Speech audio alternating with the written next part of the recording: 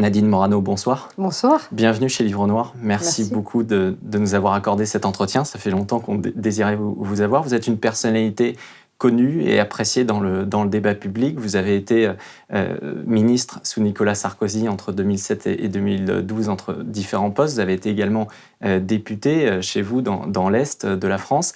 Vous êtes depuis 2014 également députée européenne au sein du groupe des Républicains. On vous connaît justement parce que vous avez une parole qui est claire, qui est cash, qui est forte. C'est pour ça aussi qu'on était très intéressés de vous recevoir aujourd'hui. Première question, elle est très simple, parce qu'on va aborder toutes les thématiques aussi d'immigration que vous connaissez bien. Quel est votre regard sur ce qui s'est passé sur les 7 derniers jours, avec des émeutes très violentes qui ont fait croire à une sorte de contexte de pré-guerre civile aujourd'hui en France et dans nos banlieues? J'ai vécu à l'époque les émeutes de 2005 et je me rappelle très bien de ce jour précis puisque Nicolas Sarkozy était chez moi à Toul. Il était venu inaugurer ma permanence parlementaire et il a été obligé de repartir plus tôt que prévu. Il était ministre de l'Intérieur et quand on a vécu ces épreuves-là, on se dit plus jamais ça. Et on s'aperçoit qu'au fur et à mesure des années qui ont passé, parce que l'immigration n'a pas été maîtrisée, parce que malgré l'argent qui a été injecté dans les quartiers, on s'aperçoit que en fait, la situation n'a fait que de se dégrader et que l'autorité de l'État a beaucoup perdu, que le respect envers les forces de sécurité s'est complètement dégradé. Moi, j'ai grandi dans un quartier populaire. Je suis née à Nancy, j'ai grandi dans le quartier du Haut-du-Lièvre, dans, à l'époque, la plus grande bar d'Europe, qui s'appelait le Cèdre Bleu. Après, j'ai changé de bâtiment, j'ai habité au Hêtre-Pourpre dans une tour de 15 étages. Et je peux vous dire que d'avoir grandi dans un quartier populaire où il y avait des ouvriers, des employés, il y avait aussi des militaires, où il y avait 3 bâtiments où étaient les militaires, j'ai vécu parfaitement heureuse. Dans une école publique où on nous a donné à l'époque le goût à la fois de la France, de la nation. C'est-à-dire qu'au CM1, je me rappelle très bien, nous avions un enseignant qui s'appelait Monsieur Pérez, qui nous apprenait à chanter debout devant nos tables, à la fois la Marseillaise et le chant des partisans. Donc, et dans ce quartier populaire où il y avait des centres commerciaux, des petits magasins, où il y avait une piscine olympique qui existe toujours, des terrains de sport, des forêts où on pouvait aller jouer. Enfin, j'ai grandi très heureuse en fait. Mais j'ai vu ce quartier se dégrader au fur et à mesure. Parce que la population qui arrivait était une population d'origine immigrée et qui n'avait pas le même mode de vie que nous, en fait. Et ça a commencé à beaucoup se transformer. Mais je veux dire par là, c'est pas le fait de vivre dans un HLM qui fait que vous ne pouvez pas à la fois réussir vos études, vous ne pouvez pas construire un avenir. Et aujourd'hui, quand je vois cette cité où j'ai grandi, où la quasi des commerces ont fermé, ont baissé rideau, il n'y avait pas de mosquée, maintenant il y en a 2. Il y avait une église qui s'appelle la Vierge des Pauvres, où il y a quasi plus de personnes qui vont à la messe. On a vu ce quartier se transformer. Dans l'école où j'étais, à l'école La Fontaine en primaire, cette école dont je vous parlais, où j'ai appris à chanter le chant des partisans et la Marseillaise, vous avez maintenant beaucoup de mamans qui viennent chercher leurs enfants qui sont voilés. Donc on voit une transformation de ce quartier, avec une paupérisation importante. Beaucoup de personnes vivent avec le RSA, donc il y a une modification. Mais surtout, devant l'école où j'allais, à chaque sortie de classe, c'était un policier qui venait nous faire traverser le passage piéton. Il connaissait nos prénoms, il nous connaissait tous de manière individuelle, il nous voyait grandir, et on avait à la fois le respect des forces de sécurité, donc le respect du policier, et la crainte du policier. Et d'ailleurs, cette expression, si t'es pas sage, je vais appeler les gendarmes. Aujourd'hui, quand je vois le nombre de refus d'obtempérer, toutes les 20 minutes, quelqu'un n'accepte pas de répondre à une injonction de la police ou de la gendarmerie. 26 000 refus d'obtempérer l'année dernière, en 2022. C'est profondément choquant. Ça veut dire que plus rien ne fonctionne. À partir du moment où, lorsque un policier ou un gendarme qui porte une tenue qui est celle d'une force de sécurité de l'État français, avec un véhicule sérigraphié, police ou gendarmerie, qui vous demande de vous arrêter et que vous ne répondez pas à cette injonction, ça ne peut pas fonctionner. Donc, le fait de voir ce qui s'est passé à Nanterre avec ce jeune garçon, et je dois le dire, il n'y a pas pire épreuve dans la vie que de perdre un enfant. Il n'y a pas pire épreuve que ça dans la vie. Donc c'est terrible, c'est terrifiant. Et par rapport à ce qui s'est passé, chacun peut ressentir à la fois de l'émotion, de l'empathie et de la solidarité vis-à-vis d'une maman qui perd son enfant. Mais quand on regarde les faits, parce qu'il faut comprendre les faits, ce jeune garçon qui a fait un refus d'obtempérer, mais pour la 5e fois, en quelques jours, quelques semaines, donc qui n'accepte pas de répondre à une injonction de nos forces de sécurité. Et on envoie une vidéo qui dure à peu près 8 secondes, avec un policier qui commet cet acte qui entraîne la mort de ce jeune garçon. C'est évidemment terrible, mais ce policier, dont on voit qu'il a un parcours irréprochable, ancien militaire, qui a fait la guerre en Afghanistan, qui a été médaillé, qui a un dossier administratif parfait. Je ne pense pas que le matin, quand il a été prendre ses fonctions, il s'est dit « ce matin, je vais tuer un enfant de 17 ans ». Donc c'est un drame. C'est un drame pour lui, en tant que policier ou gendarme. Enfin, c'est un drame pour la famille de Naël. C'est quelque chose qui bouleverse évidemment la société. Mais nous sommes en France, et dans une démocratie, c'est la justice qui rend la justice. Et lorsqu'il y a des policiers ou des gendarmes qui perdent la vie pour refus d'obtempérer, je ne vois pas de mouvement de foule, je ne vois pas de dégradation. Et là, se servir de la mort de cet enfant, de ce jeune garçon, pour aller casser, piller, détruire, brûler des bâtiments qui représentent la France, en fait, des mairies, des écoles, comme ça a été dans le quartier où j'ai grandi, puisque la mairie de quartier a été brûlée. Je me dis que la France vit une phase de déclin insupportable et qu'à un moment, il va falloir prendre les mesures nécessaires. C'est intéressant de vous entendre aussi sur votre enfance, où vous dites que vous viviez justement dans ce type de quartier. Au final, aujourd'hui, du coup, après 30 ans, on réalise qu'effectivement, il y a un vrai échec en fait, de la politique qui a été menée. Comment vous expliquez qu'il n'y a pas un vrai réveil et un vrai sursaut? Et comment vous jugez ceux qui, lorsqu'ils vont entendre vos propos, des propositions de la droite, des propositions même du centre-droit pour lutter contre l'immigration et aller régler le problème à la racine, vont se contenter de vous traiter de racistes et vont vous mettre dans le camp un peu de la bourgeoisie, alors que eux seraient dans le camp des quartiers?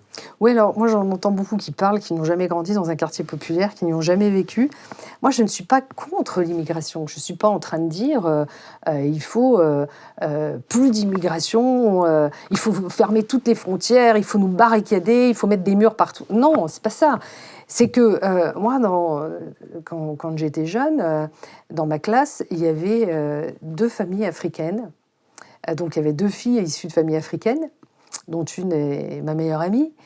Et il y avait aussi, eux venaient d'Afrique subsaharienne, et il y avait quelques jeunes issus des pays du Maghreb.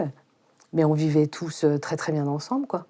Je veux dire, on allait à la cantine où on mangeait nos repas du midi, il y avait du jambon mouliné. Je me rappelle très bien de tout ça. Personne ne disait on veut un repas particulier. On faisait le sapin de Noël, on faisait la crèche, et tout le monde participait, tout le monde était heureux. Parce qu'ils vivaient en France, dans un pays où il y avait une culture, un mode de vie, et personne ne nous demandait de cacher nos médailles de baptême, nos croix. On vivait ensemble, en fait, et il n'y avait pas ce choc, on va dire, culturel, parce qu'il y avait une assimilation de parents qui avaient choisi de venir en France et qui étaient reconnaissants à la France, qui aimaient la France, et qui voulaient que leurs enfants réussissent aussi grâce à la France, et qui sont ensuite devenus français. Et puis, on a vécu des vagues migratoires, à mon sens, trop importantes, en termes de nombre, en fait.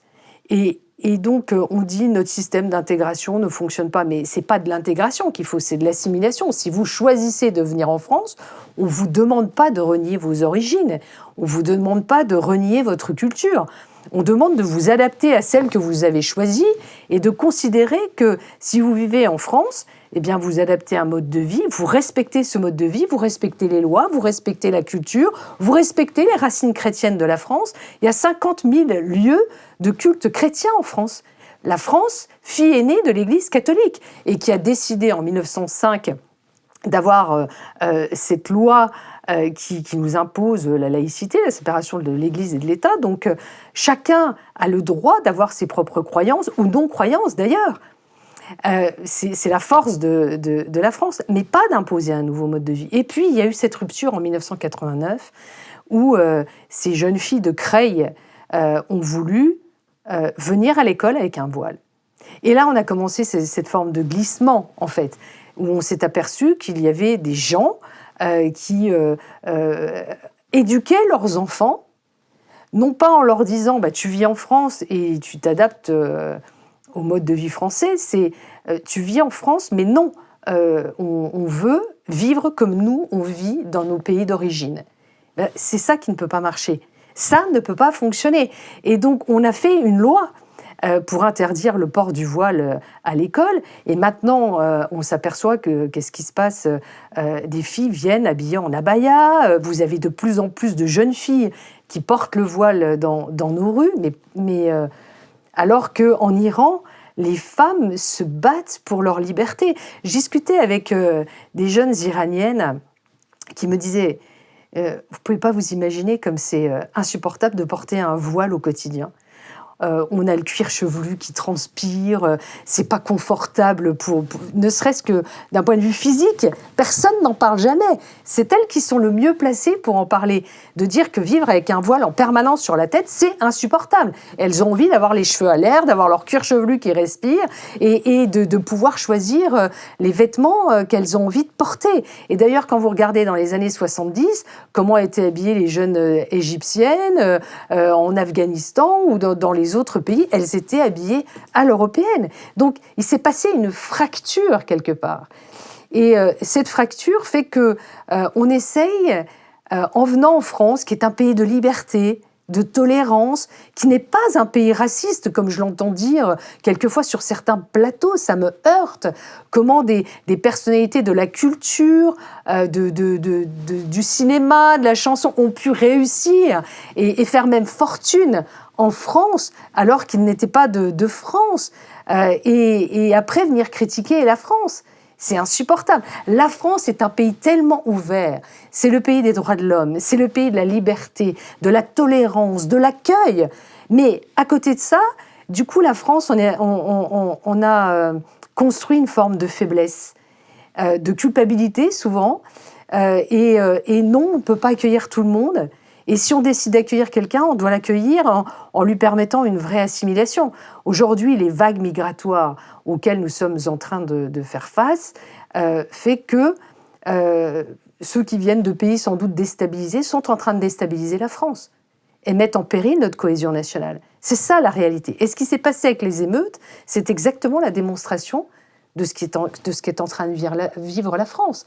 C'est-à-dire des gens, des jeunes d'ailleurs, qui considèrent que l'autorité, c'est rien, tout leur est dû, l'école, c'est normal, c'est gratuit, on peut aller se faire soigner à l'hôpital, on va chercher des médicaments, on est remboursé. Mais non, tout cela n'est pas gratuit, ça a un coût.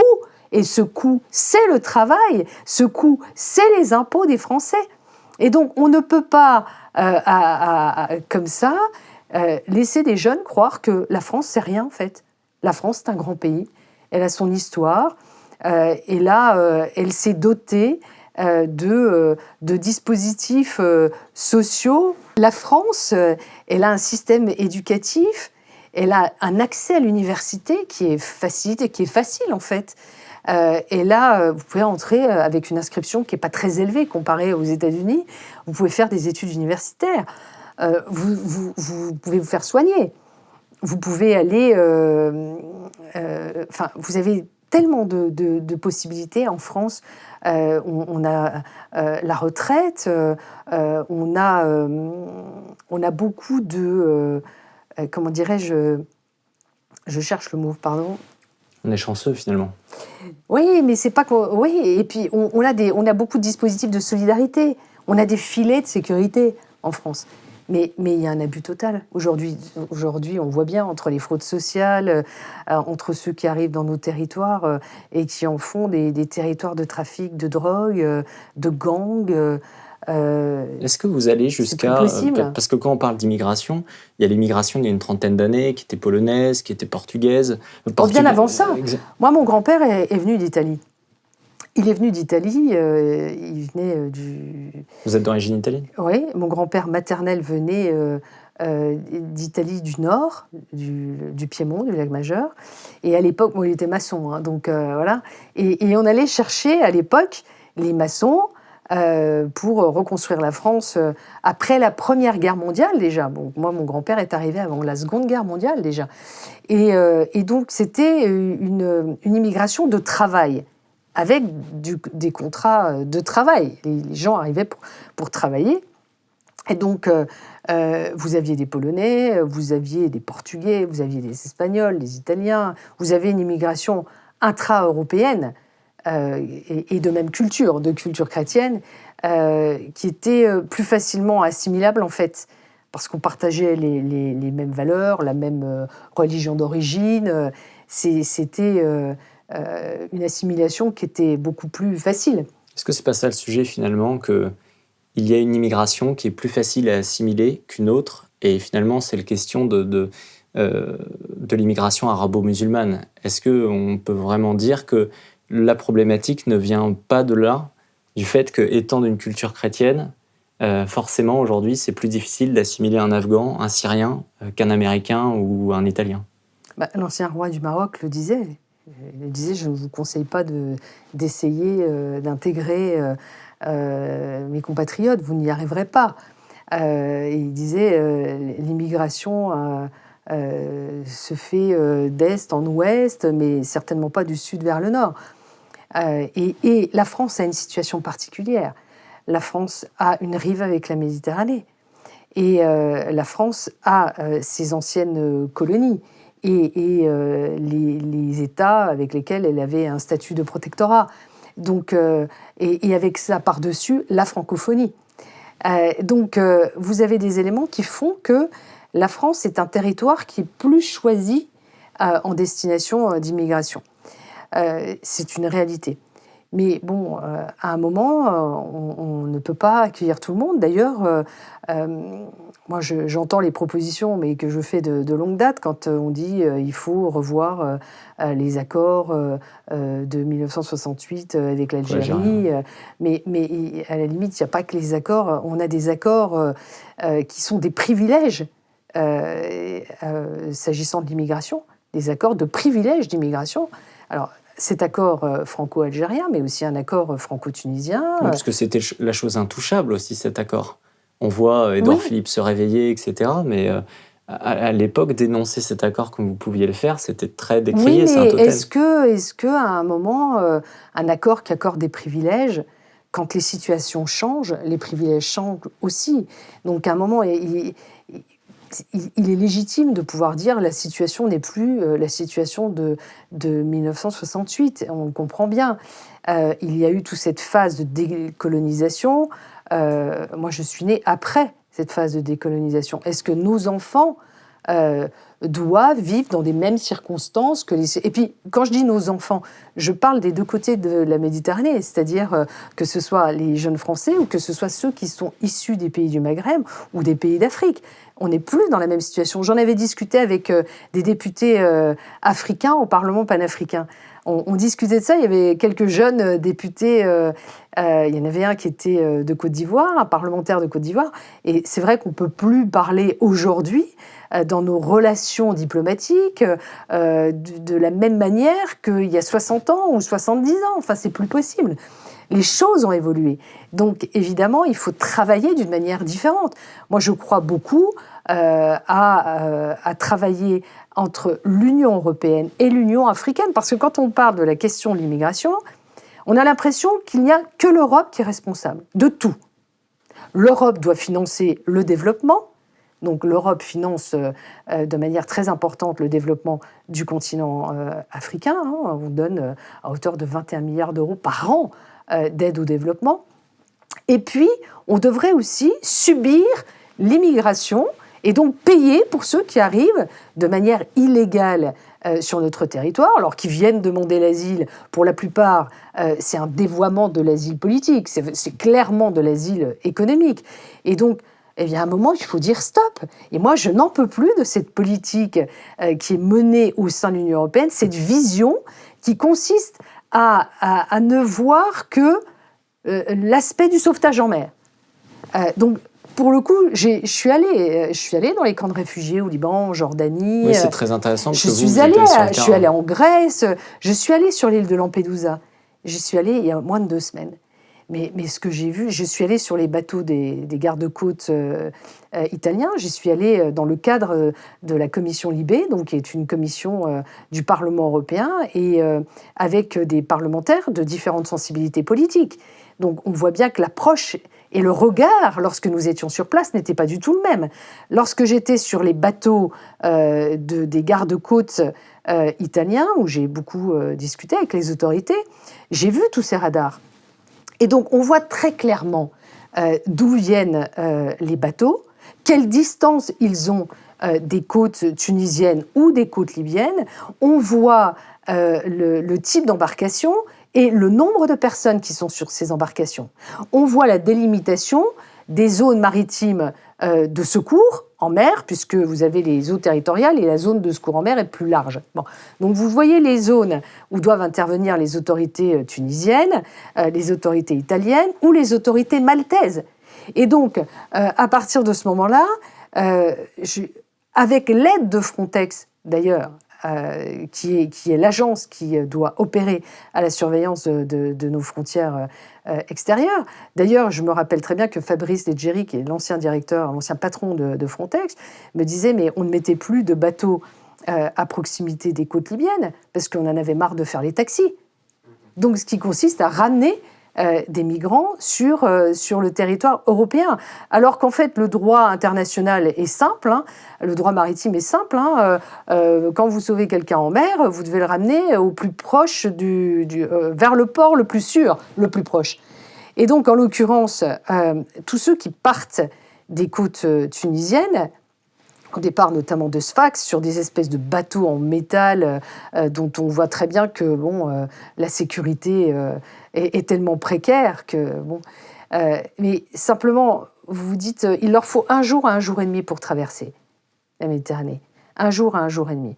Donc, on dispose d'un drone. Frontex a un drone d'une capacité de plusieurs jours en mer, qui a la taille d'un petit avion, En 2 ans, Livre Noir est parvenu à devenir un média puissant et de qualité, suivi par une communauté jeune et engagée, avec plus d'1 demi-million d'abonnés sur nos réseaux sociaux et près de 40 millions de vues sur YouTube. Ce sont déjà plus d'1 centaine d'entretiens, avec des personnalités d'horizons politiques et intellectuels variés, souvent en rupture avec la doxa dominante, largement véhiculée dans les grands médias traditionnels. Ce sont des documentaires chocs, réalisés en zone sensible, pour vous apporter l'information la plus juste et la plus authentique possible sur l'insécurité, l'identité, la politique ou encore les relations internationales. Désormais, grâce à votre soutien, Livre Noir franchit un nouveau cap en lançant une revue trimestrielle de 120 pages, dont le premier numéro, qui sortira en septembre, sera consacré à une grande enquête sur l'immigration, pour laquelle nous avons sillonné la France et voyagé à travers le monde ces 6 derniers mois. Vous nous connaissez, vous savez que le beau, l'impertinence, la profondeur et la soif du terrain font partie de notre ADN. Alors faites-nous confiance. Si vous voulez nous aider à porter le débat public sur la question migratoire et à proposer ce livre noir de l'immigration que nous attendons tous depuis longtemps, n'hésitez plus et commandez en prévente notre magazine sur la plateforme magazine.livrenoir.fr. Merci à tous. Donc on a toutes ces images en mer et objectivement, maintenant je me réjouis de voir que Ursula von der Leyen, la présidente de la Commission européenne, est allée en Tunisie avec Madame Meloni, même notre ministre de l'Intérieur maintenant s'y met aussi. Nous devons vraiment avoir des accords avec la Tunisie. Vraiment. Parce que le sauvetage, c'est trop facile de dire toutes ces personnes viennent du continent africain et ne viennent pas de notre continent. On pourrait dire on s'en lave les mains. Mais qui aujourd'hui s'en lave les mains ? C'est l'Union africaine, excusez-moi. Donc il y a l'Union européenne et il y a l'Union africaine. Donc l'Union africaine a sa responsabilité et ses États membres ont leur responsabilité. C'est des citoyens qui sont soit de leur continent, soit qui transitent par leur continent. Et donc nous devons être d'une fermeté totale, comme ont su le faire les Australiens à l'époque avec Morrison lorsqu'il était Premier ministre. Nous devons être intraitables sur ces sujets. Et donc, qu'est-ce que ça veut dire ? Ça veut dire que plutôt que de considérer, quand j'étais là-bas, la seule question qui valait, c'était le sauvetage, le sauvetage. Ok, le sauvetage. Donc, une fois que vous ramenez tous ces bateaux, vous êtes sur l'île de Lampedusa, le hotspot a une capacité de 385 personnes. Il y en a 1200. 1200. Mais il y en a 1200 qui arrivent par jour. Ça veut dire que sur le hotspot, ils y restent un jour ou deux, pas plus. N'arrive sur ce hotspot de Lampedusa, alors je vous parle de Lampedusa, mais c'est la même chose en Calabre, c'est la même chose dans les îles espagnoles ou les Canaries, c'est la même chose en Grèce. Arrivent 80% de ceux qui arrivent sont des hommes, des jeunes hommes, des jeunes hommes, qui, pour certains d'entre eux, sont armés de couteaux. C'est l'arme du pauvre, mais pour se défendre, ils sont armés de couteaux. Donc, ils leur enlèvent les couteaux quand ils descendent de bateau. Mais d'abord, rien ne nous dit qu'après, ils n'iront pas en reprendre d'autres, puisque ça relève aussi de leur mode de vie dans les pays d'où ils viennent. Et donc, moi, quand j'entends le nombre d'attaques au couteau qu'il y a en France, je me pose la question sur les causes à effet. Vous voyez ce que je veux dire ?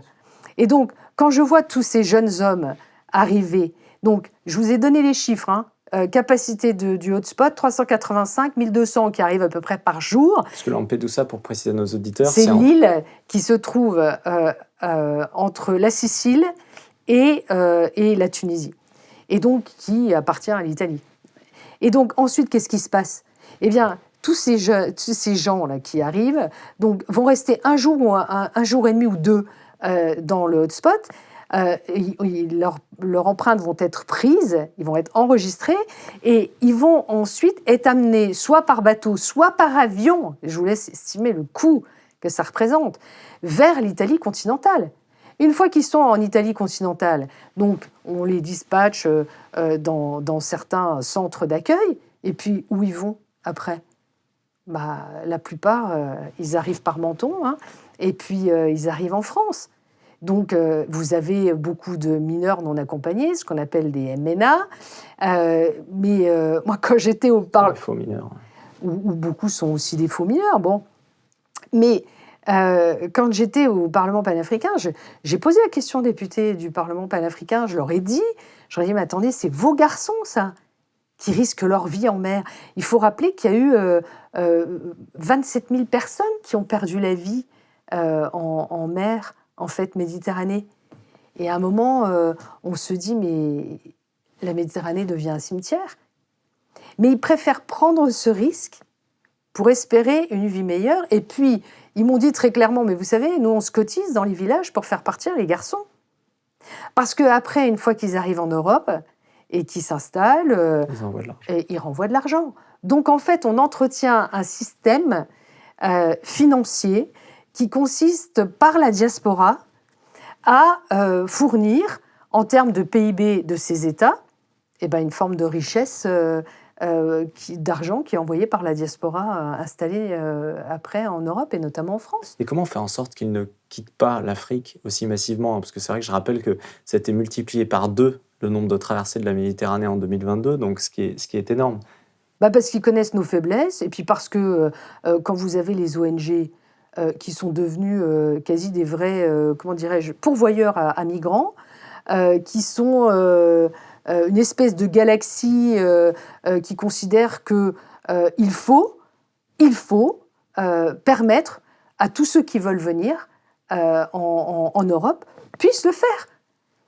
Et ces ONG qui sont financées en plus par des fonds européens, et c'est quand même un scandale. Enfin, moi, à un moment, je me dis, je veux bien tout ce qu'on veut, mais on ne peut pas, d'un côté, financer Frontex et avoir Frontex qui se trouve entravé dans son action par des ONG. Je veux dire, à un moment, il faut laisser Frontex faire son travail. On n'est pas là pour travailler que sur les droits fondamentaux. Maintenant, ça va devenir une espèce d'agence aux droits fondamentaux. Non, Frontex est là pour protéger nos frontières. Ne doit pas entrer qui veut sur le territoire européen. Ne doit pas entrer qui veut en France. Et donc, à un moment, je le dis très clairement, au lieu d'avoir un discours qui consiste à dire « Ah là là, sauvetage, c'est de notre faute », non, comment est-ce qu'on fait pour qu'ils ne viennent pas chez nous? Et donc, pour qu'ils ne viennent pas chez nous, il faut, je vous l'ai dit, avoir vraiment un dialogue et un accord avec l'Union africaine. Comment est-ce qu'on fait pour qu'ils restent dans leur pays? D'abord, je pense qu'il faudrait que nous ayons un partenaire privilégié avec la Tunisie, donc que la Tunisie soit un de nos partenaires privilégiés. Ursula von der Leyen, la présidente de la Commission, qui s'y est déplacée, a proposé une aide financière, donc un contrat pour que nous puissions l'aider à sécuriser ses frontières, à former aussi les gardes-côtes, à financer des gardes-côtes. Mais sécuriser ses frontières, ça veut dire quoi? Ça veut dire la frontière qu'il y a avec la Libye. Il y a près de 465 km de frontière avec la Libye. Et donc, on sait très bien que par la frontière terrestre de la Libye, vous avez beaucoup de personnes qui arrivent. Et les Tunisiens, eux, on les comprend. Hein. Ils ne veulent pas garder ceux qui arrivent par leur frontière terrestre. Ils ne veulent pas les garder. Ils sont bien contents qu'ils s'en aillent. Donc, à un moment, il faut les aider à ce qu'ils ne pénètrent pas non plus sur leur territoire. Et donc, s'ils ne pénètrent pas sur le territoire tunisien, ils n'accéderont pas à la mer et donc ils ne viendront pas non plus à la fois risquer leur vie et ils ne viendront pas non plus vers le continent européen. Donc, ça veut dire que ce financement de 1 milliard d'euros proposé par la Commission européenne, j'espère que ça va aboutir. D'autres accords possibles, c'est l'Algérie, mais qui considère qu'elle gère parfaitement ses frontières, que personne ne vient sur le continent européen à partir des côtes algériennes. Mais je rappelle que l'Algérie a une frontière aussi avec la Tunisie. Et donc, sur cette frontière terrestre, là aussi, il y a des contrôles à avoir. Donc, cette gestion des contrôles, à un moment, il faut ne pas la regarder que par rapport aux côtes françaises ou aux côtes européennes que nous avons en Méditerranée, mais également avec cette gestion du continent africain. Ce sont leurs habitants. D'autant plus que là où il y a le plus d'immigration, c'est au sein même des pays africains. Bien sûr, il y a une immigration intra-africaine qui est importante aussi. Il faut le dire. Mais à un moment, on ne peut pas donner... Moi, ça me choque, si vous voulez. Moi, maintenant, je suis grand-mère. Hein, mais quand j'étais à l'école, on nous apprenait que les pays africains étaient des pays en voie de développement. Et maintenant, j'ai des petits-enfants et on leur dit quoi? L'Afrique, c'est toujours des pays en voie de développement, alors que c'est un continent qui a un potentiel extraordinaire. Donc, il faut aider concrètement au développement de l'Afrique. Mais, et Jean-Louis Borloo avait mis le doigt sur ce qui est essentiel. Moi, ça me fait rigoler quand j'entends certains dire il faut développer le numérique, il faut ci, il faut ça. Mais attendez, non, il faut d'abord apporter l'électricité. C'est l'électrification du continent africain qui changera tout. Aujourd'hui, c'est pas normal que des femmes meurent en couche sur des chemins dans des États africains. Ils ont besoin et envie d'avoir accès à des soins. C'est normal, mais c'est humain. Ils ont besoin d'avoir accès à l'école, à la formation, à l'éducation. Et puis là aussi, si vous voulez, quand il y a des tensions ou des guerres dans certains pays africains, et là aussi, je trouve que l'Union européenne fait fausse route. Elle confond le statut de réfugié et le flux migratoire.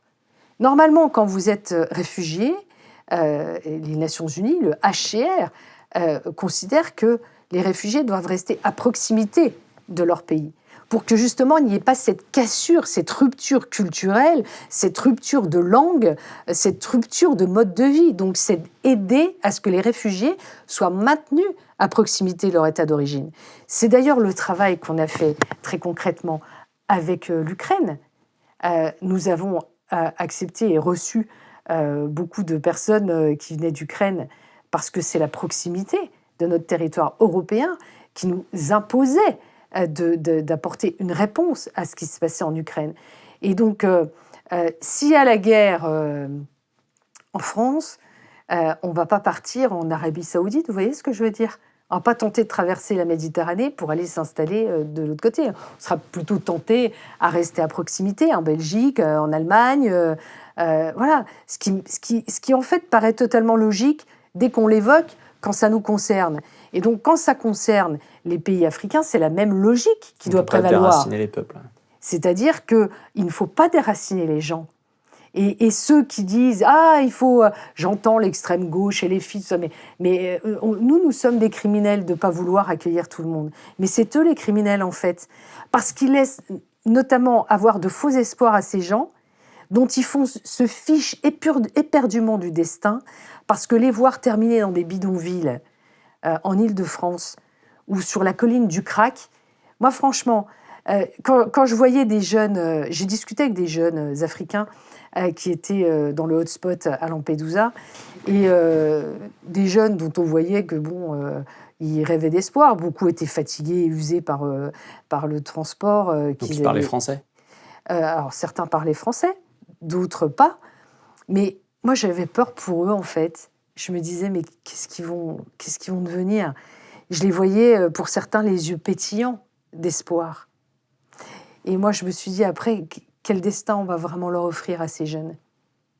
Et là, quand je pense à Boyard et à ce député là, qui dit des trucs, mais je me dis, mais ils n'ont aucune conscience de ce qu'il leur laisse faire, ou l'association Utopia 56, ouais. Là, que j'ai vue à Calais, et où je suis allée à l'école là, qui était occupée dans le 16e arrondissement. J'y suis allée, ils ont voulu m'empêcher d'entrer à l'intérieur.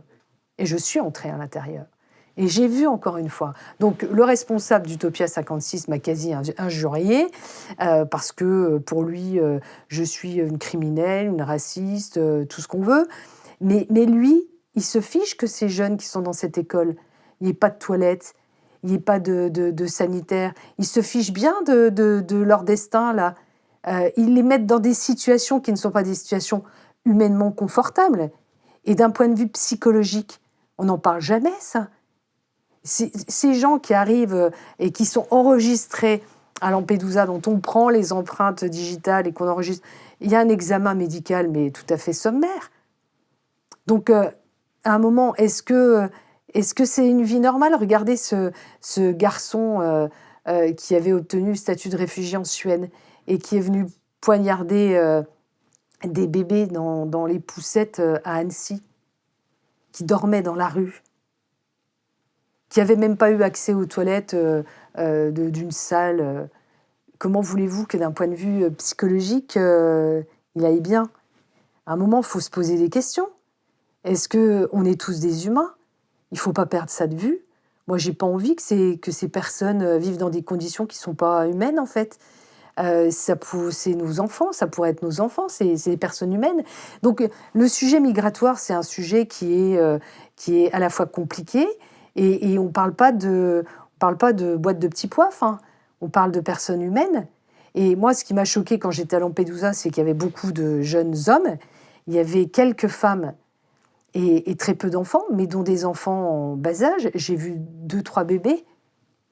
Et donc, ces bébés et ces femmes qui venaient d'Afrique subsaharienne, quand vous leur posez la question, donc les hommes payent les passeurs pour pouvoir venir, vendent même leur passeport, vendent leurs papiers.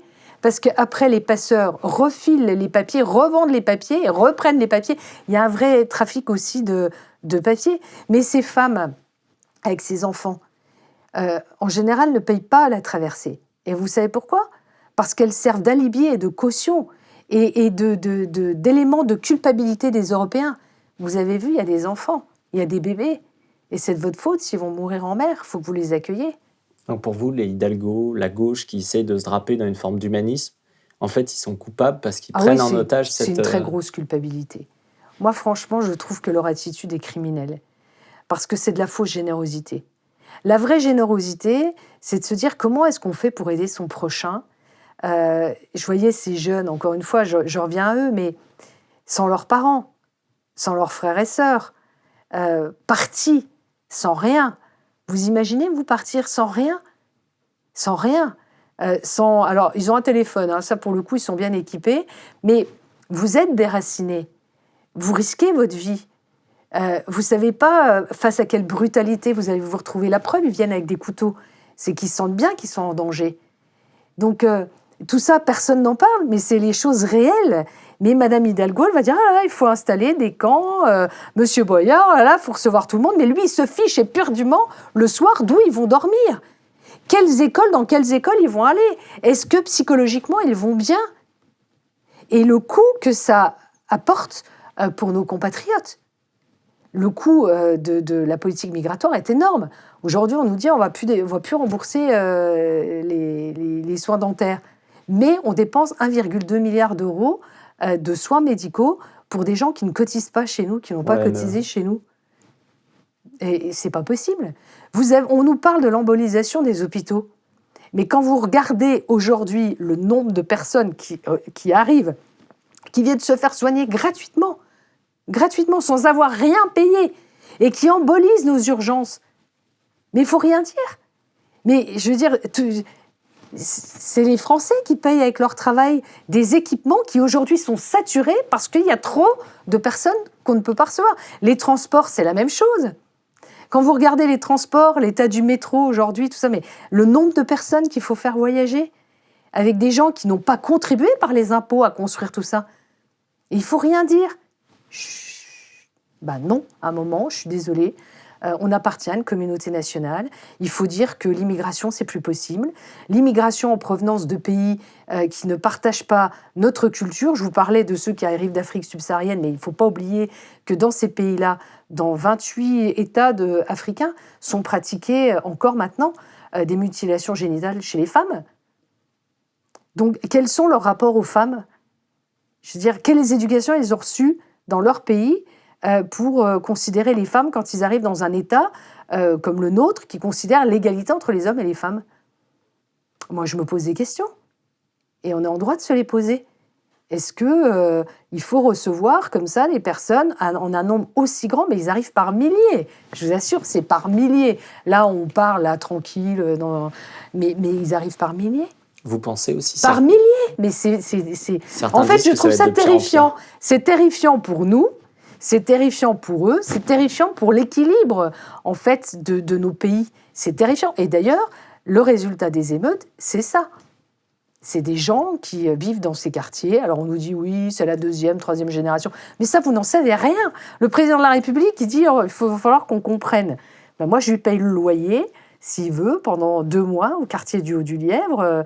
J'avais déjà proposé à Jean-Michel Apathy, j'avais proposé à Apathy et à Raphaël Enthoven, je leur avais dit, mais vous avez besoin de comprendre, c'est bien, vous vivez dans le luxe, dans les quartiers privilégiés, tant mieux pour vous. Moi, je vous paye le loyer là-bas. Et vous verrez comment les choses se passent réellement. Et donc, à un moment...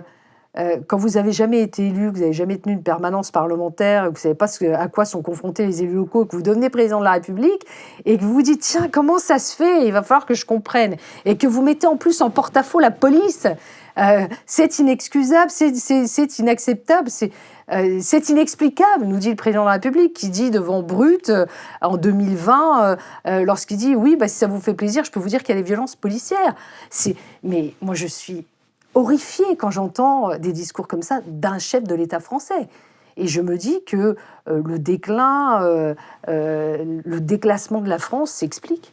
Il y a des solutions souvent très concrètes. On parlait tout à l'heure de la dénonciation de l'accord franco-algérien.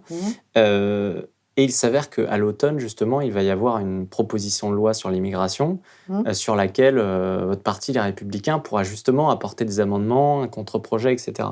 J'ai pu lire que cet accord pouvait être justement dénoncé par les Républicains, quitte même à ce que Horizon d'Édouard Philippe aussi vote cela. Est-ce que vous pensez qu'à l'automne prochain, ça doit faire partie des mesures de votre parti? Mais il y a beaucoup de mesures, mais au-delà des textes dont on a parlé, à réformer la Constitution et à surtout permettre au peuple français qui s'exprime sur cette question migratoire. Les Français ont le droit de choisir, ont le droit de comprendre qu'à un moment, il faut qu'ils reprennent leur destin en main. Et que, vous savez, quand j'étais au Danemark, alors le Danemark, on cite souvent le Danemark en exemple, parce que je suis allée voir... Vous y êtes allé quand? Je suis allée, je sais pas, il y a un mois, enfin, il y a très peu de temps, je suis allée au Danemark. Et je travaille, moi, je suis dans une commission qui travaille sur les questions migratoires. Donc, mais le Danemark, si vous voulez, a un atout majeur. Bon, au-delà du fait qu'ils sont assez éloignés des côtes méditerranéennes et qu'ils n'ont pas ni de colonie ni la francophonie, mais surtout, ils ont une exemption dans notre droit européen. Ils ne sont pas assujettis, ils ont une exemption migratoire. Donc, ils l'ont négocié d'ailleurs dès le début. Bien sûr. Donc, c'est après le traité de Maastricht. Donc, ils avaient refusé de voter le traité de Maastricht. Ils ont accepté de reprocéder à un nouveau traité, si et seulement si ils avaient des exemptions, notamment sur la question migratoire, sur la monnaie aussi, puisqu'ils ne sont pas dans l'euro. Et pour le coup, c'est plus facile pour eux. Donc, moi, quand je suis allée dans un centre de retour au fin fond du Jutland, dans le nord du Danemark, où j'ai vu des personnes qui étaient venus en situation irrégulière, qui avaient demandé l'asile au départ, qui demandent l'asile, demandeurs d'asile, dont ils ont été déboutés du droit d'asile, et donc ils sont placés dans un centre de retour, et ils sont là depuis 6 ans. Et je peux vous dire que pour eux, c'est terrible. Et ils disent, si on avait su, on serait jamais venus. Mais parce que là-bas, ça rigole pas. Hein, vous ne pouvez pas non plus, par exemple, obtenir la nationalité danoise si vous avez été condamné à une peine, même avec sursis. En France, vous pouvez obtenir la nationalité française si vous avez une peine avec sursis. Ben non, toute peine, pas de nationalité. Enfin, vous voyez ce que je veux dire? Et donc, là, la question, c'est de dire, il faut que notre Constitution soit supérieure à certains traités. Parce que la question migratoire, on n'en peut plus, en fait. C'est ça, la réalité. Il faut dire la vérité. Les gens, ils en ont ras-le-bol. Et ils veulent reprendre leur destin en main. Ils veulent que la France reste la France, tout comme le Danemark reste le Danemark. Et ça se comprend. À un moment, l'espace Schengen, c'est bien. Mais si c'est pour que l'espace Schengen ne soit pas réservé aux citoyens européens et que ça soit une passoire tellement absolue que n'importe qui vient chez nous et vient s'y installer en voulant nous imposer un mode de vie qui n'est pas le nôtre, ça ne fonctionne pas. Notre pays est en péril, en fait. Et notre mode de vie est en péril.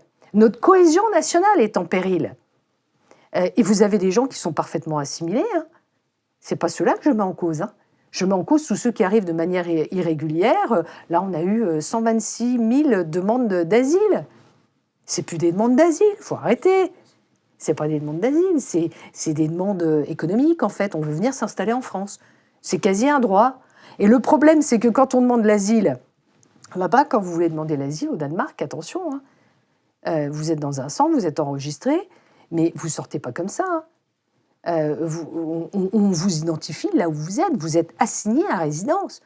Nous, les demandeurs d'asile qui circulent partout sur le territoire, c'est inacceptable. Mais c'est intolérable. Mais c'est pour ça, on a tellement de faiblesses qu'aujourd'hui, on a l'impression que la France, eh bien, allez, on peut y aller comme on veut. De toute façon, dès qu'on y est, on est sûr qu'on ne sera pas renvoyé parce que vous avez très bien vu le tellement faible taux de l'application des OQTF des obligations de quitter le 17%, territoire français. ouais. Mais bien sûr. Donc tout ça, ils le savent. Et quand vous regardez sur les sites Internet, les sites qui sont faits pour les demandeurs d'asile, avec une précision, qui voit bien quelles sont toutes nos failles Info migrants, même des sites de presse. Ouais. juridiques. Donc les gens voient ce qu'il faut faire pour être sûr de venir et puis de rien louper. Enfin, donc à un moment, il faut conditionner nos aides au développement aux pays africains en fonction de leur maîtrise migratoire. Ils mettent en place une politique de contrôle migratoire chez eux, on leur donne des aides au développement et on leur donne un surplus pour ceux qui mettent en place des titres d'identité sécurisés, pour avoir vraiment des échanges d'informations. En quoi ça consiste, pour expliquer à nos auditeurs ? Parce que vous avez des gens qui n'ont pas vous avez des États qui n'ont pas de titre d'identité biométrique. Donc on a besoin de pouvoir échanger des informations. Il faut mettre en place des titres d'identité sécurisés, des états civils, parce que vous avez des pays où il n'y a plus du tout d'état civil à cause de la guerre, vous avez des tas de... Voilà. Il faut aider à la numérisation. Et donc, pour ces pays, il faut donner un surplus. Par ailleurs, il faut définir une liste noire des pays qui refusent de reprendre leurs ressortissants. Et donc, à ces pays-là, leur couper toute aide au développement et toute possibilité de visa pour venir dans notre pays. Je pense que ça, c'est absolument fondamental. En plus, sur le statut de réfugié, moi, je constate que le Danemark a mis en place non seulement une liste de pays sûrs, c'est-à-dire des pays dans lesquels vous pouvez renvoyer directement les personnes qui sont déboutées du droit d'asile, mais également des régions sûres. Je vais vous prendre un exemple. En Syrie, si un Syrien demande l'asile au Danemark, s'il vient du secteur de Damas, qui est considéré comme une région sûre, il est renvoyé. Donc, à partir du moment où vous avez un statut de réfugié au Danemark, ce statut, il est réévalué régulièrement. Et donc, en France, vous pouvez aussi réévaluer le statut d'une personne qui est réfugiée et la renvoyer à partir du moment où, dans le pays d'origine, la situation s'est améliorée. Eh bien, on peut le renvoyer dans son pays d'origine. D'ailleurs, j'observe, et là, c'est aussi extrêmement important, on a à peu près dans nos prisons 18 000 personnes incarcérées qui sont d'origine étrangère. Quasiment un quart, c'est ça, un tiers. Voilà, 1 sur 4. 57% sont des Africains, de ceux qui sont d'origine étrangère. Première nationalité de ceux qui sont incarcérés, ce sont les Algériens, et ensuite Tunisiens, Marocains. C'est-à-dire les 3 pays du Maghreb, c'est le peloton de tête de ceux qui sont étrangers incarcérés en France. Donc là, c'est pareil. Je considère qu'on pourrait avoir un accord avec ces pays d'origine, financer leur incarcération dans leur état d'origine, pour libérer d'abord aussi les places de prison, et parce qu'ils n'ont rien à faire chez nous, en fait. Une fois que leur peine a été donnée, elle devrait être effectuée sur la base d'un partenariat avec ces pays-là, quitte à aider au financement de leur incarcération. D'ailleurs, ça nous coûterait moins cher. Et j'observe que le Danemark a noué un accord avec le Kosovo pour créer une prison au Kosovo avec personnel danois d'encadrement pour y mettre les étrangers qui sont condamnés et qui auront vocation à être dans cette prison et qui, après, à l'issue de leur peine, seront renvoyés directement depuis le Kosovo vers leur pays d'origine. Voilà, donc il y a des solutions à trouver. Je pense aussi que il faut que les demandeurs d'asile, alors le Danemark tente de le faire, le Royaume-Uni tente de le faire. Je vous ai parlé des accords qu'on pouvait mener avec la Tunisie pour la sécurisation des frontières de la Tunisie. On pourrait également voir de quelle manière on pourrait instaurer un centre d'attente pour les demandeurs d'asile, mais sur le continent africain. À partir du moment où ils viennent de ce continent, ils ont vocation à rester sur ce continent. Donc, à un moment, je veux dire, soit on mène une politique de réelle fermeté et on sort de ce discours qui consiste à dire les secours et juste les secours. Moi, je veux qu'on sécurise nos frontières. C'est intéressant, justement, vous parliez tout à l'heure de Ursula von der Leyen, qui allait aussi avec Giorgia Meloni en Tunisie. On se rappelle que le président tunisien, il y a 6 mois, était insulté de raciste, l'ONU menaçait de couper les fonds, et Giorgia Meloni aussi, où Emmanuel Macron l'a complètement, même dans le cadre de la guerre en Ukraine, l'a complètement mis de côté, contrairement à son prédécesseur. Comment vous jugez un peu, à un moment donné, ce retour de bâton vis-à-vis de personnalités, justement, comme Van der Leyen, qui finissent de toute façon obligées, même contre leur propre idéologie, à devoir faire, en fait, ce que des personnalités comme vous, comme Mélanie, proposent depuis longtemps? Moi, au Parlement européen, j'ai voté contre les dispositifs du pacte migratoire qui consiste à créer un coordinateur à la relocalisation. Et alors, c'était étonnant parce que... Oui, parce qu'ils expliquent que ce pacte, en fait, va résoudre les problèmes d'immigration. C'est intéressant, il y a deux versions. Alors, il y a des dispositifs techniques qui sont bien, notamment sur les échanges de données et sur les procédures aux frontières. Ça, c'est bien. Mais moi, ce que je veux, c'est les empêcher de venir. Et donc, le fait de vouloir introduire la création d'un coordinateur à la relocalisation... Qu'est-ce que ça veut dire, la relocalisation? Ça veut dire répartir les migrants dans les États membres. En gros, en France, parce qu'il faut que ceux qui viennent en Italie, etc., viennent chez nous. Alors, les répartir dans les États membres. Donc, j'ai voté contre ce dispositif et j'ai voté contre le principe de la relocalisation des migrants. Et je voterai contre ces textes et je ferai campagne contre ce dispositif parce que ce dispositif laisse penser que notre politique consiste uniquement de toute façon, à être victime de cette invasion migratoire, parce que ce n'est pas autre chose. En fait, on est face là à une invasion, une submersion migratoire, et moi, je ne veux pas qu'on se contente d'une politique qui consisterait à être dans une posture permanente de victime, en disant, de toute façon, on est contraint de les accueillir et de les répartir dans les États membres. C'est contre la volonté des peuples. Mais c'est contre la volonté des peuples. Comment est-ce qu'on peut laisser faire ça? Donc non, moi je ne veux plus de ce discours. Je veux d'un discours de fermeté. Et puis alors on nous dit oui, mais l'Europe est un continent vieillissant. Ça c'est la réalité. L'Europe est un continent vieillissant. Eh bien, dans chaque État membre, mettons en place une politique nataliste. Comme fait Viktor Orban en Hongrie. Mais comme nous avions lorsque nous étions au pouvoir. Avant Hollande. Et François Hollande a cassé notre politique familiale, alors que les Allemands, à l'époque, j'avais reçu Ursula von der Leyen, puisqu'elle était ministre de la Famille, quand moi j'y étais, elle était venue pour s'inspirer de la politique familiale française, pour pouvoir la transposer en Allemagne.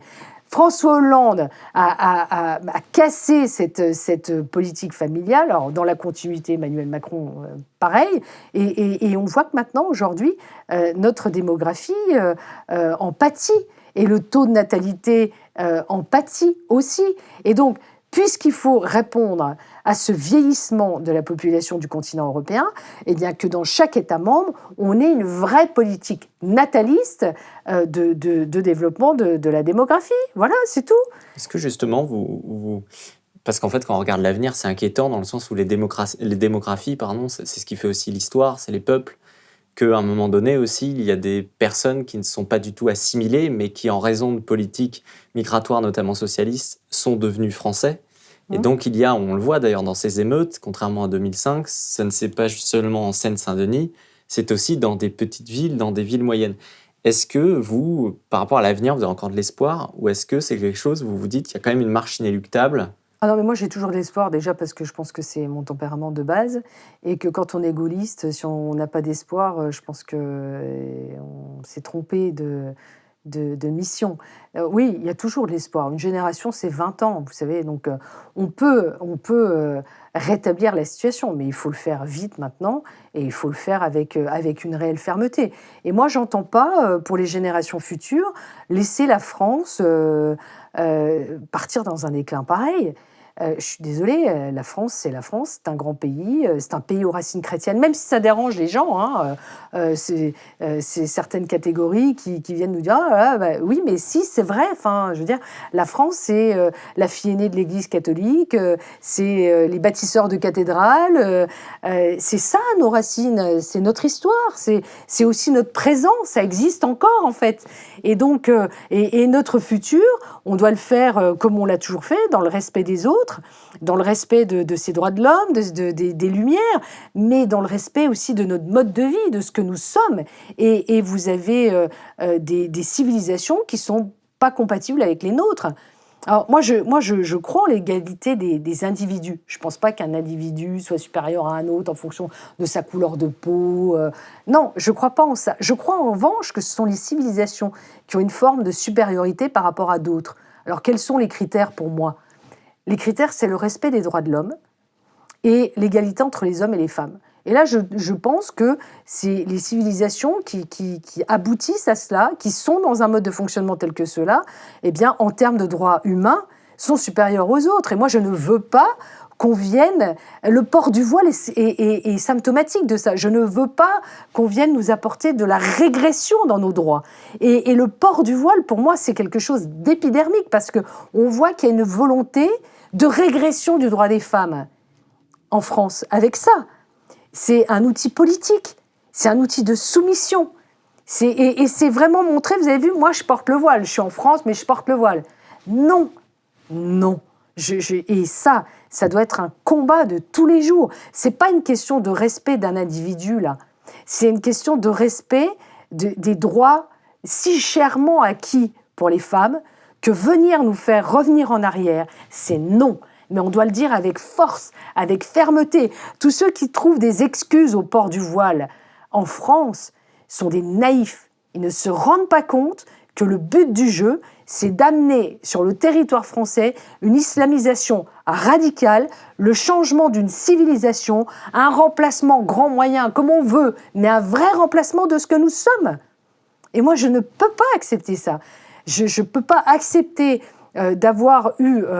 à voir le combat de nos grands-mères, de nos mères et des femmes encore aujourd'hui sur l'égalité salariale. On n'a encore pas cette égalité des droits absolue, enfin. Et de voir aujourd'hui ces formes de régression de filles qui ne se rendent même pas compte, parce que pour certaines, c'est une forme de mode. Ah bah oui, je suis musulmane et donc je m'impose. Non, mais on s'en fout en fait. Le sujet, c'est le droit des femmes. C'est l'outil politique, c'est l'instrumentalisation qui démontre que toi, tu ne dois pas être un élément de séduction pour un homme. Je ne peux pas accepter ça, franchement. Et je pense que là, moi, je considère que la France est en danger aujourd'hui. Je vous le dis très concrètement, je pense que la France est en danger. Et que ce qui s'est passé à travers ces émeutes, qui nous a beaucoup affaiblis dans le monde entier en termes d'image, et même sur la scène diplomatique, quand vous avez un président de la République qui est obligé de reporter son déplacement en Allemagne, que tous les grands médias internationaux disent qu'on a un président qui est submergé, qui est dépassé par la situation, et qui voit l'état de la France, où on détruit le bien public, les magasins, les commerces, les pharmacies, les écoles, les bibliothèques, les transports publics. Vous croyez que la France va bien ? Non, je vous le dis, la France est en danger. Et ce qui s'est passé là, c'est pas qu'un accès de fièvre. C'est un mal beaucoup plus profond. Soit on soigne vraiment le mal, soit la France est en perdition. Ma dernière question, elle concerne votre activité au Parlement européen, parce que vous êtes députée européenne depuis 2014.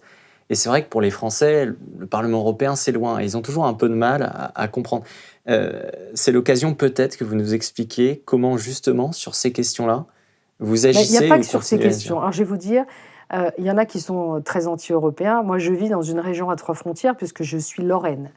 Et moi, je sais ce que nous devons à la construction européenne, et notamment à la réconciliation franco-allemande. Vous savez, le Parlement européen, vous avez 705 députés depuis qu'il y a eu le Brexit. Et d'ailleurs, quand vous regardez les sondages, ceux qui ont voté pour le Brexit sont en très grand nombre en train de le regretter. Vous avez les représentants de 27 pays de l'Union. ensemble, dans un même hémicycle, avec 24 langues parlées. Il y a l'ambition de travailler un destin commun pour 500 millions d'habitants environ, et avec des forces et des faiblesses, mais avec des forces dont on ne parle pas tous les jours, mais qui impactent votre vie quotidienne. Vous voyez, par exemple, sur la sécurité alimentaire, vous savez, les boucles que portent les vaches sur leurs oreilles, elles sont obligées d'en porter 2, hein, parce que s'il y en a une qui tombe et qu'elle n'est pas changée, l'agriculteur, il risque une amende s'il a un contrôle. La traçabilité alimentaire, c'est quelque chose qui a apporté au consommateur une vraie sécurité dans ce qu'il peut manger. Quand vous allez acheter votre machine à laver ou votre réfrigérateur, vous avez vu, il y a une signalétique sur la consommation énergétique du produit que vous allez acheter. Eh bien, toutes ces normes qu'on a mises en place ont permis justement ont incité les constructeurs, les fabricants, à travailler sur des appareils les moins énergivores possibles. Et là, vous en avez l'information. Et toutes ces normes européennes, elles sont extrêmement importantes. Vous avez des enfants. Et quand vous allez acheter des jouets, vous avez la norme européenne. Vous savez, l'étiquette CE, conformité européenne. Et donc, vous dites, ah ben oui, là, il y a des normes, mais ça apporte quelque chose à ma sécurité. Et donc, tous ces dispositifs, nous les votons au Parlement européen. Là, en ce moment, on travaille, vous savez, pour un chargeur universel, parce que vous avez donc ça a été adopté, et donc vous avez de multiples chargeurs. Bon. Eh bien, là, on a travaillé pour qu'on n'ait qu'un seul chargeur.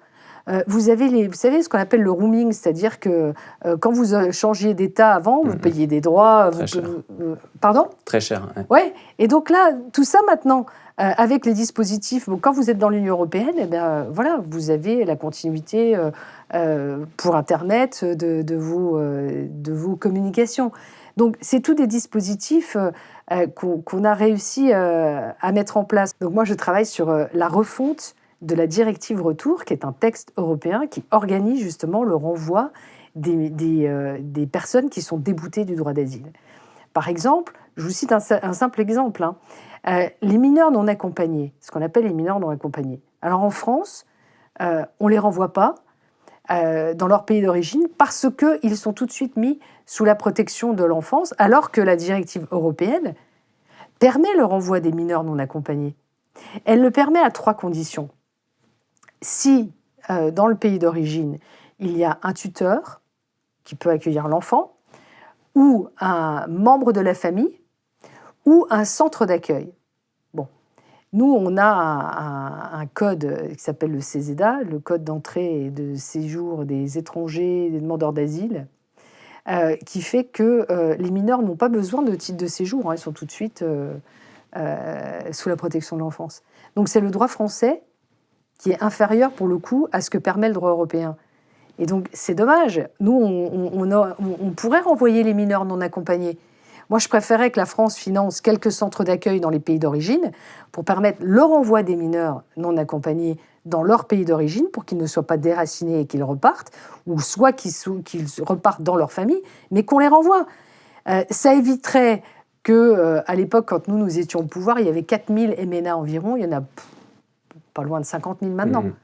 Parce que c'est une pompe aspirante. Ils savent très bien qu'ils vont être mis sous la protection de l'enfance. Donc, c'est pour ça que vous avez beaucoup de familles qui envoient leurs enfants pour venir en France et puis pour ensuite pouvoir récupérer de l'argent. Donc, c'est des phénomènes qu'il faut casser. Donc, ces textes-là sur lesquels on travaille, moi, je veux qu'on les renforce quand la gauche veut au contraire les assouplir. Et moi, je peux vous dire qu'en travaillant sur ces textes avec des députés de gauche, qu'est-ce qu'on voit ? C'est plus la refonte de la directive de retour, c'est une directive qui va devenir bienvenue à vous. Donc c'est un combat permanent. Donc je le dis à tous ceux qui nous regardent, hein, les élections européennes, c'est extrêmement important. C'est des textes qui permettent des cadres juridiques. Et si on veut protéger nos frontières, la gauche, les écologistes, Renew, tout ça, donc Renaissance, le groupe de M. Macron, c'est des laxistes migratoires. En fait, c'est open bar migratoire. Donc, si vous ne voulez pas d'une pression migratoire et d'une submersion migratoire, il faut que la droite que je représente redevienne puissante au Parlement européen et que la France ait cette puissance aussi au Parlement européen. Parce que la France est très affaiblie sur la scène internationale et nous sommes un pays fondateur de l'Union européenne. Je trouve ça grave de voir la faiblesse aujourd'hui de la parole de la France par rapport à l'Allemagne et d'autres pays. Merci beaucoup, Nadine Morano. Effectivement, je pense qu'on pourra vous suivre aussi pour les élections européennes, parce qu'on ne vous imagine à aucun moment ne pas continuer dans cette belle lancée. Je note qu'une des faiblesses de la France, souvent, c'est d'avoir des députés européens qui changent à chaque mandature, contrairement aux Allemands, qui arrivent à avoir des députés qui sont expérimentés. Donc vous, ça serait votre 3e mandat européen. Merci encore d'être venu chez Livre Noir. Et je souhaite à tous ceux qui nous écoutent un excellent dimanche soir et je vous dis à très bientôt. Au revoir. En 2 ans, Livre Noir est parvenu à devenir un média puissant et de qualité, suivi par une communauté jeune et engagée, avec plus d'1 demi-million d'abonnés sur nos réseaux sociaux et près de 40 millions de vues sur YouTube. Ce sont déjà plus d'une centaine d'entretiens, avec des personnalités d'horizons politiques et intellectuels variés, souvent en rupture avec la doxa dominante, largement véhiculée dans les grands médias traditionnels. Ce sont des documentaires chocs réalisés en zone sensible pour vous apporter l'information la plus juste et la plus authentique possible sur l'insécurité, l'identité, la politique ou encore les relations internationales. Désormais, grâce à votre soutien, Livre Noir franchit un nouveau cap en lançant une revue trimestrielle de 120 pages dont le premier numéro, qui sortira en septembre, sera consacré à une grande enquête sur l'immigration pour laquelle nous avons sillonné la France et voyagé à travers le monde ces 6 derniers mois. Vous nous connaissez, vous savez que le beau, l'impertinence, la profondeur et la soif du terrain font partie de notre ADN. Alors faites-nous confiance. Si vous voulez nous aider à porter le débat public sur la question migratoire et à proposer ce livre noir de l'immigration que nous attendons tous depuis longtemps, n'hésitez plus et commandez en prévente notre magazine sur la plateforme magazine.livrenoir.fr. Merci à tous.